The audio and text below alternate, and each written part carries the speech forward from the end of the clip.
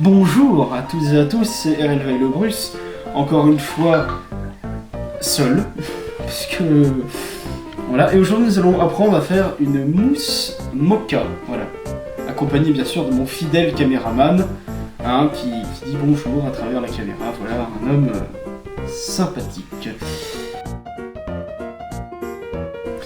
Pour commencer, il faut délayer du café dans une cuillère à soupe d'eau. C'est bon, du coup je suis bien attrapé parce que je peux pas ouvrir les trucs de café, donc on va le faire comme ça.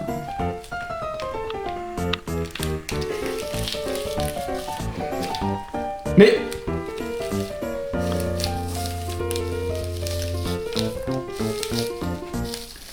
n'oubliez pas, ne faites pas ça chez vous les enfants. Certifié par des professionnels. Le sponsor ne rigole pas, hein. Ce n'est pas très drôle.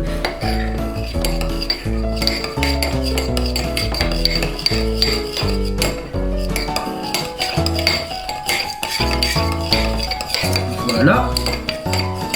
Donc on délaye le café ainsi versé dans une cuillère à soupe d'eau qui est censée nous donner un résultat semblable. Ensuite, excusez-moi, nous allons casser les sucres en morceaux. Il se trouve que, voyez-vous, les chocolats en morceaux... Arrête de rire, toi! T'es pas là pour rire. Oh, nous allons mettre ça dedans. Voilà. Dedans. Vous allez comprendre pourquoi. Hein. Ça peut paraître étrange au premier abord, et on y fait jamais. Mais en fait, nous allons faire fondre tout ça dans une casserole juste après. Ça, le trépied va se déplacer. Hein. N'est-ce pas? Voilà, en morceaux. Ensuite, nous versons la préparation que vous avez faite précédemment dans une casserole si présent où on va attendre que ça fonde. Ah mais du coup c'est long.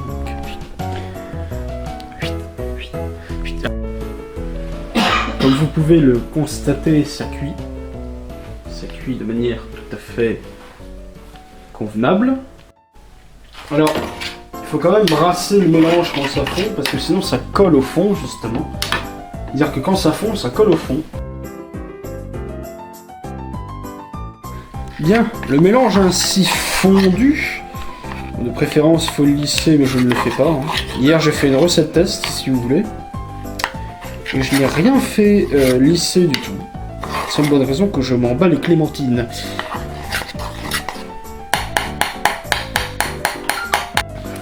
Bien, une fois ce qu'on vient de faire effectué, il faut prendre 3 œufs bien frais. Bien. Et ensuite, il faut séparer les jaunes d'œufs des blancs d'œufs. Voilà. En mettant les jaunes d'œufs dans un petit récipient de préférence et les blancs d'œufs dans cette énorme coupe disproportionnée à la taille de ce que ça va devenir. Voilà. Voilà.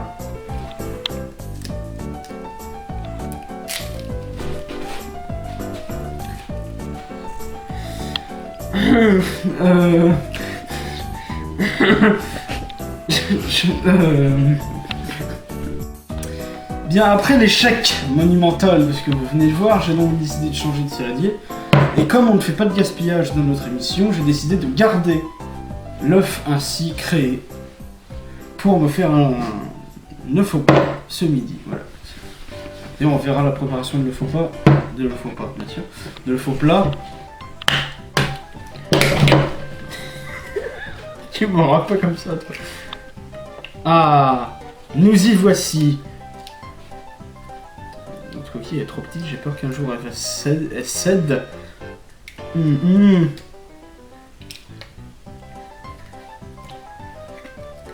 que c'est moins galère pour les autres, parce que là j'en chie. Est-ce que vous connaissez Colomar? Voilà, ici nous avons donc un jaune d'œuf pur. Nous mettons dedans. N'oublions pas qu'il faut faire ça avec 3 œufs. Il faut séparer les jaunes des blancs avec 3 œufs que vous aurez préalablement choisis dans votre réfrigérateur, bien sûr. C'est une évidence si grande que la dire était une évidence en elle-même. Cordialement. Là. Et on termine avec le dernier poussin mort, le dernier œuf. Voilà. Oui, non, parce que n'oubliez pas que là, quand même, vous pratiquez une euthanasie suivie d'un avortement. Hein. Littéralement, vous cassez le fœtus. Parce qu'il est censé devenir le fœtus d'un petit oiseau, hein, un petit poussin, pour en faire des mousses, des crêpes et des gâteaux. Hein. N'avez-vous donc pas honte? Sérieusement. Mais bon, je suis tout aussi un monstre que vous, donc moi je n'ai pas honte. Voilà. Oh. Oh. Le fœtus.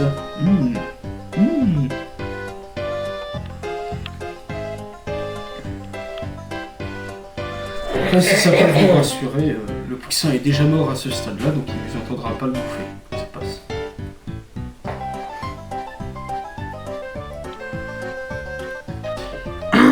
Alors, les zones d'œufs ainsi extraits, il faut les incorporer à ce que vous avez fait avec le chocolat, là. Incorporer, comme j'ai dit tout à l'heure, vous l'avez compris, les poussins morts. Voilà, ou alors les règles de poule, comme vous voulez. Ça me fait plaisir. Youpi. Vous mélangez afin que ce soit un minimum crémeux quand même. Hein. Pas comme cette bouillie infâme qui est en train de se former.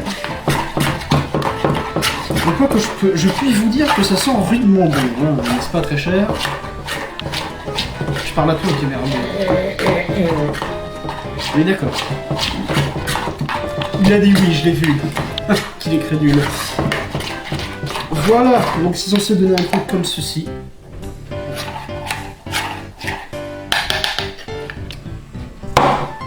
Et ensuite, il faut battre les blancs en neige. Avec un fouet de préférence. Une fois obtenu ceci, croyez-moi, j'ai galéré au fait. Ah là, vraiment. Alors, de bons œufs en neige, sachez-le, ça ne tombe pas lorsque vous retournez le truc. Je vais éviter quand même, parce que si jamais ça se pète la gueule, j'aurai le seum.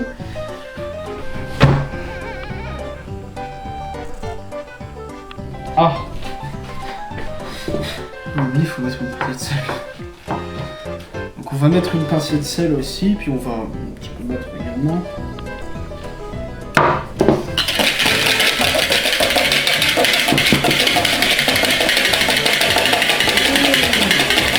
Voilà. Après l'obtention d'une cuillère, vous mettez... Oh, ça donne envie, hein. Enfin, véritablement, moi ça me fait kiffer. Mettez ceci directement à l'intérieur.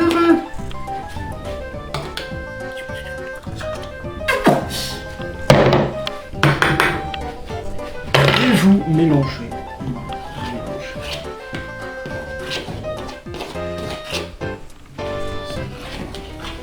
Ce sera plus des blancs en neige au chocolat, ce sera des chocolats au blanc en neige.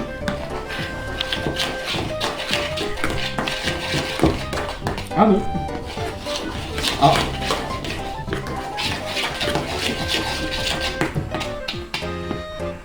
L'espoir fait vivre, qui disait.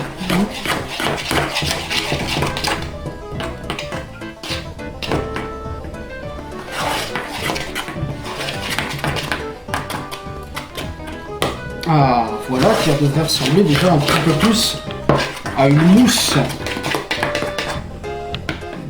Une mousse qui dégueule sur le côté. C'est très bon. C'est très bon et forcément c'est très corsé parce que c'est fait exprès. Si vous voulez cette recette, quand vous êtes crevé, vous mangez un petit peu de la mousse qu'on va créer tout à l'heure. Et ça vous donne un coup de fouet pour à peu près toute la journée parce que de une, il y a du chocolat noir corsé et de deux, il y a du chocolat, enfin il y a du café. Donc, c'est fait pour vous donner un bon coup de pied au cul pour vous bouger toute la journée. un youtubeur sur sa communauté, il perd tout ça. Alors, c'est censé obtenir. Voilà. Caméraman, est-ce que ça donne envie? Oui. Caméraman. Et ensuite, vous disposez ceci. Tiens, on va virer les nœuds neufs quand même.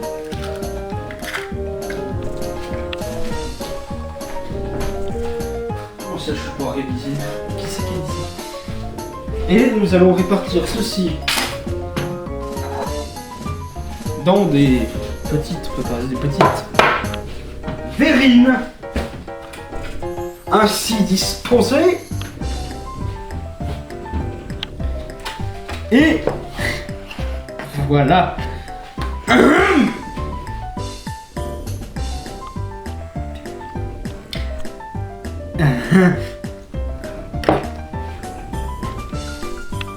Mettez délicatement, je dis ça.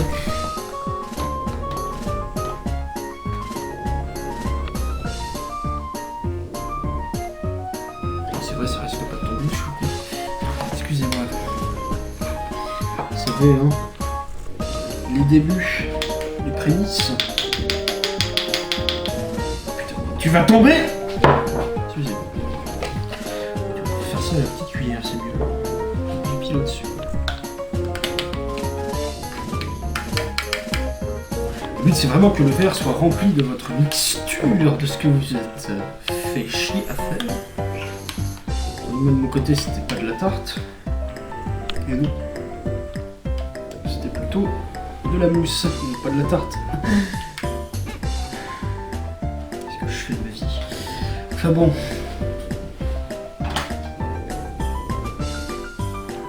Voilà. Chaque verre doit être à peu près rempli comme ceci.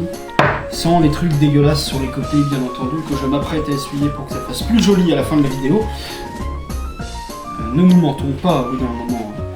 Je suis l'homme politique qu'il vous faut, je ne vous mentirai jamais.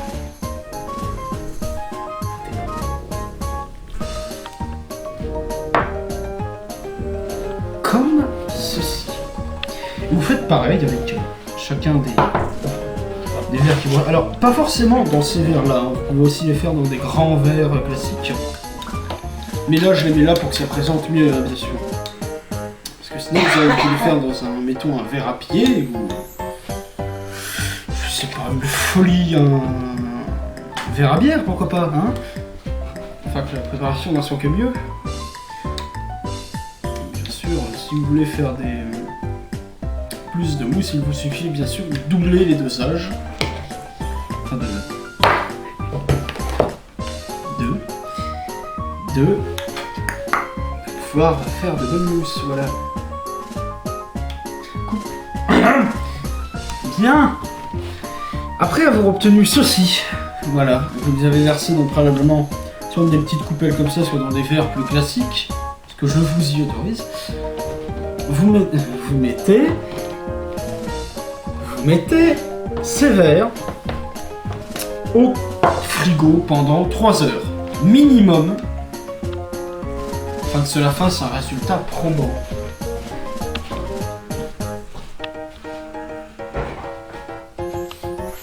Après 3 heures au réfrigérateur, je m'apprête donc, moi et mon ami caméraman, à déguster ceci sous vos yeux éveillés. Allons-y, tous ensemble dans la joie.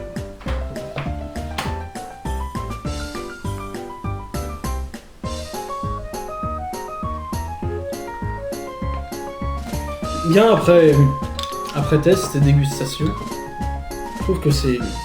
Le caméraman est aussi de cet avis. C'est délicieux. Eh bien, c'était tout. On se retrouve pour une nouvelle édition de Milo Cuisine. Au revoir à tous.